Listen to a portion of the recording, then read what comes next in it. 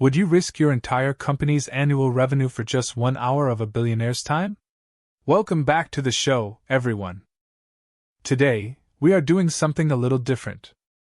We are going to take a microscope to a specific philosophy of success, a mindset that is as controversial as it is effective.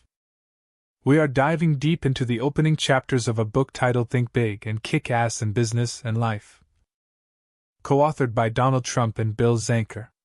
Now, before you have a knee-jerk reaction to the name on the cover, I want you to pause. Put politics aside. Put the media caricatures aside. We are here to analyze a specific operating system for wealth creation. We are here to look at the psychology of the top 2% of performers. Whether you love him or hate him, the principles laid out in these first 70 pages offer a fascinating, unvarnished look into what it actually takes to scale a business from a few $1 million to a few $100 million. And we aren't just talking about theory here. We are talking about a case study that is absolutely wild. See, the book opens not with Trump, but with Bill Zanker. And Zanker's story is the perfect vessel for us to understand this think big concept because Zanker represents most of us. He represents the grinder. The guy with the good idea who is working himself to the bone but hitting a glass ceiling. Let's rewind to 1979.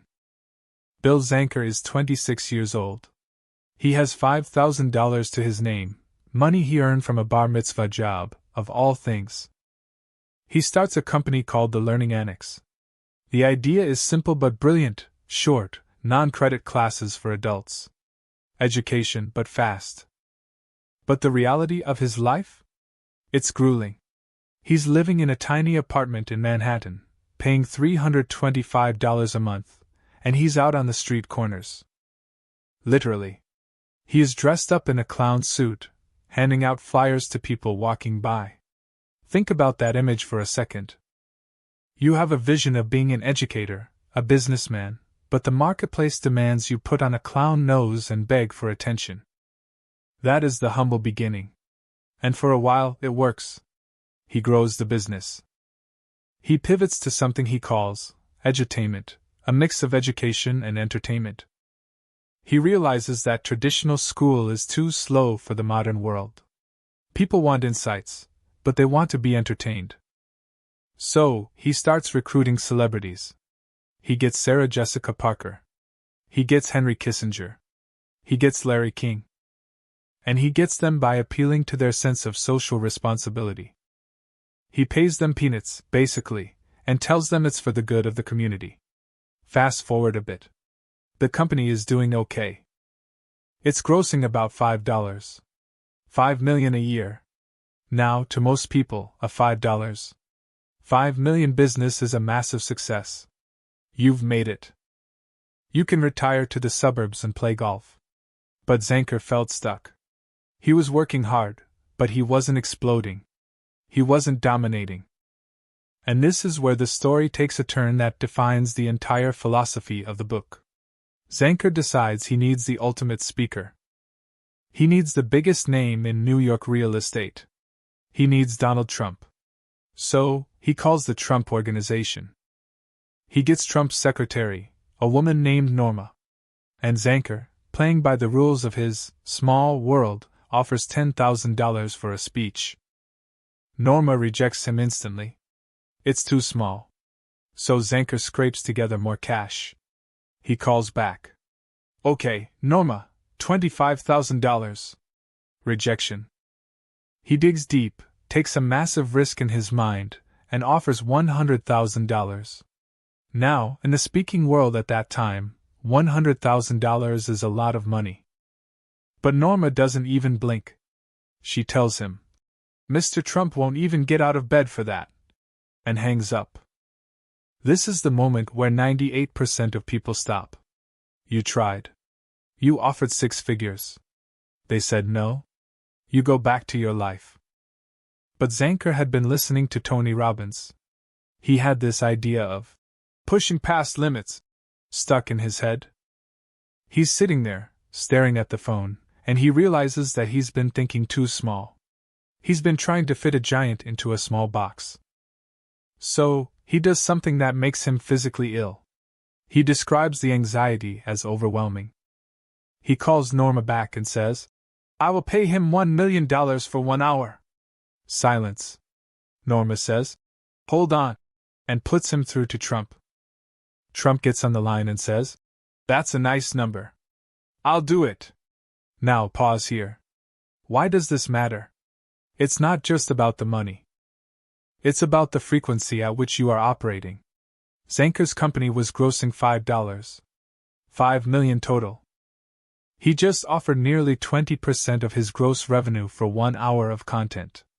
It was, financially speaking, suicidal. If it failed, he was bankrupt. He was done. But that risk, that sheer cliff edge drop, is what thinking big requires. But here is the kicker. This is where the lesson truly begins. Trump accepts the offer, but he puts a condition on it. He tells Zanker, "If I'm coming, I want a guarantee of 10,000 people in the audience." Zanker freezes. His biggest class ever was 700 people. 700. And Trump is demanding 10,000. If Zanker says no, the deal is off. So, what does he do? He says yes. He lies, essentially, or he bets on himself. He agrees instantly. Now, Zanker is on the hook for $1 million and he has to produce an audience 15 times larger than anything he has ever done. The pressure is unimaginable. But because the stakes were so high, Zanker couldn't operate the way he used to. He couldn't just hand out flyers in a clown suit. He had to reinvent his entire marketing strategy. He had to buy full-page ads. He had to promote on radio. He had to become a different caliber of businessman just to survive the promise he made. And what happened? The 2004 investment seminar rolls around. They didn't get 10,000 people. They got 31,500 people. They packed the Jacob Javits Center. It was chaos. It was a phenomenon. Because Zanker was forced to think big. His company didn't just grow, it exploded. Within a few years, the Learning Annex went from $5 million to $102 million in sales. That is a 400% annual growth rate. And Zanker admits, it wasn't because he got smarter. It wasn't because he learned a new spreadsheet trick. It was because he was forced to step into the arena of the giants. He stopped fearing the risk and started leveraging it. This brings us to the core philosophy Trump lays out in the first chapter, the concept of the 2% versus the 98%. Trump argues that the world is strictly divided. 98% of the population is what he calls average. They want safety. They want comfort. They operate in a world of idealism. And then there is the top 2%. These are the predators. These are the people who run the world. And the entry ticket to the 2% isn't IQ. It isn't an Ivy League degree. It is what Trump calls ruthless realism. Let's unpack that term, ruthless realism. Most of us are taught to be idealistic. We are taught that if we are nice, people will be nice back. We are taught that the world is generally fair. Trump argues that this is a delusion that keeps you poor. He uses the metaphor of the jungle. He says, look, life is harsh. Life is cruel. It is a war. If you want to win, you have to stop pretending you are in a Disney movie and start realizing you are in a nature documentary. You need claws. You need to be prepared for combat. This leads us into the second chunk of the book, which is absolutely fascinating because it moves from storytelling to diagnostics. Trump gives the reader a success quiz. It's 15 questions designed to test if you have the success gene. And the answers he demands are not the answers your kindergarten teacher taught you. Let's look at a few of these because they really highlight the psychology here. One question asks about your financial ambition. How much do you want to earn? If you check the box for $5 million, Trump tells you to cross it out and write $50 million. Why? Because $5 million is achievable by accident. $50 million requires a fundamental shift in consciousness. He uses the example of the West Side rail yards. He spent weeks staring at that property, dreaming about it, before he made a move. He turned a vision into a $62 million reality. If he had set his sights lower, he never would have even looked at the land. The lesson is, you hit what you aim at. If you aim low, you hit low. Another question deals with resilience. How do you handle the word, no? To the 98%, no is the end of the road. It means, stop. To the top 2%, no is just a suggestion. It's the beginning of the negotiation. He talks about Mark Burnett, the creator of Survivor. Burnett was selling t-shirts on Venice Beach. He had no business being in Hollywood. Everyone told him, no. But he ignored the reality presented to him and substituted his own. That is a recurring theme. The 2% do not accept the reality that is handed to them. They construct their own. But then we get to the most controversial part of the quiz, and honestly, the most controversial part of the book.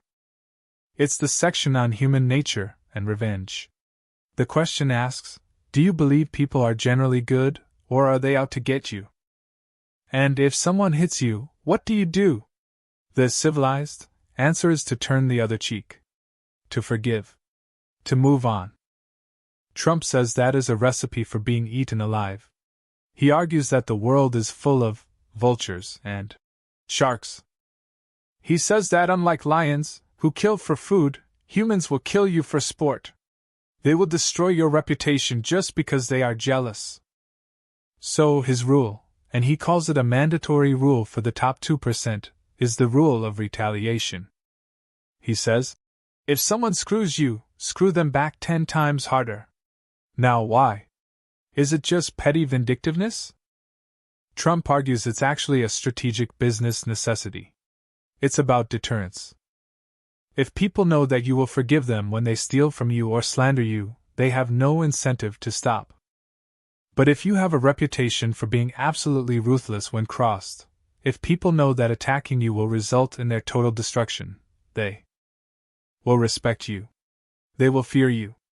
And in the jungle of high-stakes business, fear is a form of currency. He says, I want people to know that if they come after me, they are going into a meat grinder. It's a harsh worldview, sure. But ask yourself, in the highest corridors of power, is he wrong? It's a question worth sitting with. He extends this trust no one mentality to marriage. He spends a significant amount of time insisting on prenuptial agreements. He calls divorce hell, harder than any business deal. He views marriage as a contract, and like any contract with high assets at stake, it needs protection. It's unromantic. It's cold. But it is, in his view, ruthlessly realistic. So, we have the ambition. We have the toughness. We have the paranoia, frankly. But is that enough? Is being a tough guy with a big goal enough to make $1 billion? No. And that brings us to the third chunk of the book, which covers Chapter 2. Passion, passion, passion. This is the fuel. Trump argues that you cannot simply work hard to get to the top. Hard work is the baseline. Everyone works hard. To get to the 2%, you have to work with a level of intensity that looks like insanity to the outside world. And the only way to sustain that intensity without burning out is obsession. You have to love what you do. He uses a great analogy here, the painter. Think of a great artist like Picasso. Does Picasso paint because he wants to sell the canvas for a check? No. He paints because he has to. He paints because the act of painting is the reward. If the money comes, great. But the money is a byproduct. Trump claims this is how he views real estate. He talks about the art of the deal. He says, I don't do it for the money. I have enough money. I do it because I love the game. He describes working 18-hour days, not sleeping, not because he is a workaholic in a negative sense, but because he is so energized by the creative process of building something that he doesn't want to stop. There is a paradox here that is really important. He says that if you chase money, you will likely never get enough of it. But if you chase the art, if you chase the perfection of your craft, the beauty of the building, the structure of the deal, the money will flow in as a natural consequence. He points out that in the 20 years after he wrote The Art of the Deal, he made significantly more money than before. Precisely because he stopped worrying about the cash and started focusing on the magnitude of his projects. He brings up the Woolman Rink story as an example. For those who don't know, the Woolman Rink in Central Park was a disaster. The city had spent years and millions of dollars trying to fix it, and it was still a concrete wasteland. Trump took it over, not for profit, but because he was offended by the incompetence. He wanted to fix it because it was beautiful. He did it in months and under budget. The passion for the project itself, the desire to see it done right, was the driver. The resulting positive PR and financial opportunities were just the cherry on top. So, let's try to synthesize all of this. We have a lot of moving parts here. We have Bill Zanker in a clown suit. We have the $1 million phone call. We have the jungle mentality. We have the screw them back policy. And we have the artistic passion. How does this fit together into a coherent philosophy for you, the listener? Here is the takeaway: thinking big is not just about changing your goals. It is about changing your relationship with reality. The 98% accept the boundaries given to them. They accept that a speech is worth $10,000. They accept that 700 people is a good audience. They accept that no means stop. They accept that if someone hurts them, they should just take the high road. The top 2% reject all of those boundaries. They understand that reality is malleable.